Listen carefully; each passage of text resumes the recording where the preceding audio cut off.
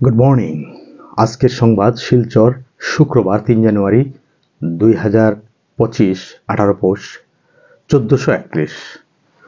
পড়ছি আজকের বিশেষ বিশেষ খবর। জনগণকে আঘাত নয়, পিএ নিয়ন্ত্রণ করুন, বিধায়কদের নির্দেশ মুখ্যমন্ত্রীর। ২৬-এ টিকিট প্রাপ্তি সহজ নয়, কাজের অগ্নিপরীক্ষা হবে, বৈঠকে বার্তা। বাংলাদেশ কি সিরিয়া, পাকিস্তানের পথে? চিন্ময় প্রভুর জামিনে না ইউনূস সরকারের। সন্ন্যাসীর মুক্তির দাবিতে আন্তর্জাতিক কোর্টে গেলেন হিন্দুরা। আশঙ্কাই সত্যি হলো, বাংলাদেশ তথা বিশ্বের সনাতনীদের আইকন সন্ন্যাসী সম্মিলিত সনাতনী জাগরণ জোটের মুখপাত্র চিন্ময় প্রভুর জামিন নাকচ করে দিল ইউনূসের আদালত। অথচ জেলে থাকা কট্টর জেহাদিদের একের পর এক মুক্তি দিচ্ছে শান্তির জন্য নোবেল পাওয়া মোহাম্মদ ইউনূসের প্রশাসন।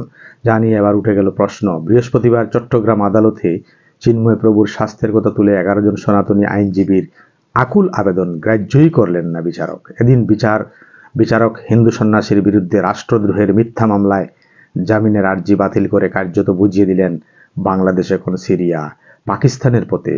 তাই বাংলাদেশে এখন হিন্দুরা নিরাপদ নাও থাকতে পারে।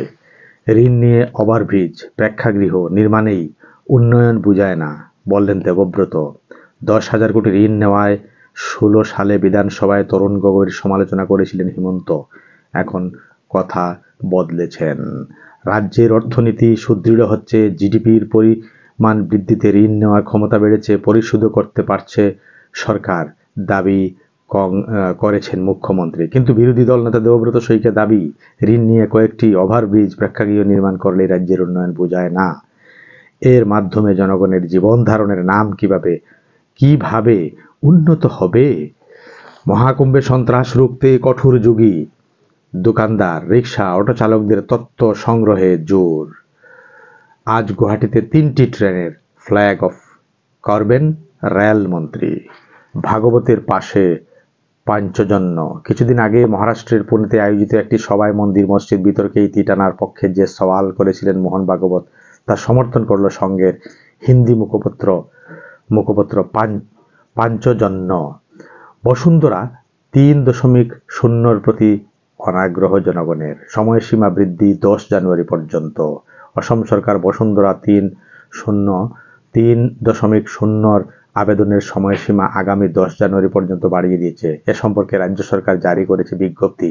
মুখ্যমন্ত্রী ডক্টর হিমন্ত বিশ্ব শর্মাও ১০ জানুয়ারি পর্যন্ত বসুন্ধরা ৩.০ জন্য জনগণ আবেদন করতে পারবেন বলে উল্লেখ করেছেন।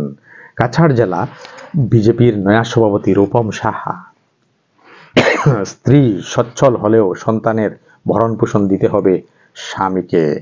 স্ত্রী আর্থিকভাবে সচ্ছল হলেও সন্তানের ভরণ পোষণ দিতে হবে স্বামীকে, এমনই পর্যবেক্ষণ দিল্লি হাইকোর্টের। এই মামলায় সিটি কোর্টের আদেশ বহাল রেখে হাইকোর্ট নির্দেশ দিয়েছে, স্নাতক বা উপার্জনক্ষম না হওয়া পর্যন্ত ছেলেকে ভরণ পোষণ দিতে হবে বাবাকে।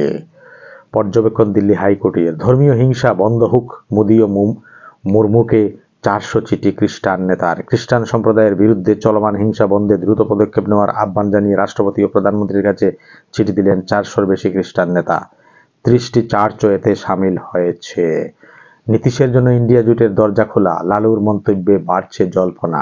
ইন্ডিয়া জোটের অন্যতম উদ্যোগী ছিলেন বিহারের মুখ্যমন্ত্রী নীতিশ কুমার, কিন্তু ২০২৪ সালের জানুয়ারিতে সেই জোট থেকে বেরিয়ে ফের এনডিএর সঙ্গে হাত মেলান তিনি। কিন্তু বছর ঘুরতে না ঘুরতেই নীতিশের ইন্ডিয়া জোটে ফেরা নিয়ে জল্পনা শুরু হয়ে গেছে বিহারের রাজনীতিতে। এই জল্পনা উস্কে দিয়েছেন আরজেডি সুপ্রিমো লালু প্রসাদ যাদব।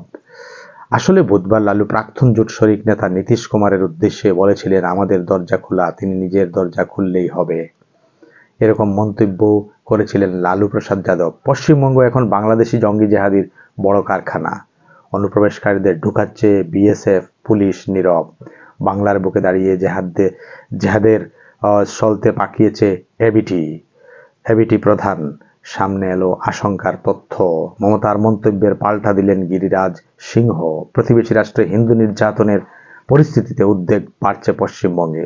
জঙ্গি জেহাদির অনুপ্রবেশ, সীমান্ত সুরক্ষার মতো গুরুতর ইস্যু নিয়ে চিন্তিত মমতা বন্দ্যোপাধ্যায়ের প্রশাসন। বৃহস্পতিবার বিষয়টি নিয়ে নবান্নে প্রশাসনিক বৈঠকে খুদ মুখ্যমন্ত্রী মমতা এই উদ্বেগের কথা ব্যক্ত করেন। শেষ হলো আজকের প্রথম পাতার খবর। ধন্যবাদ।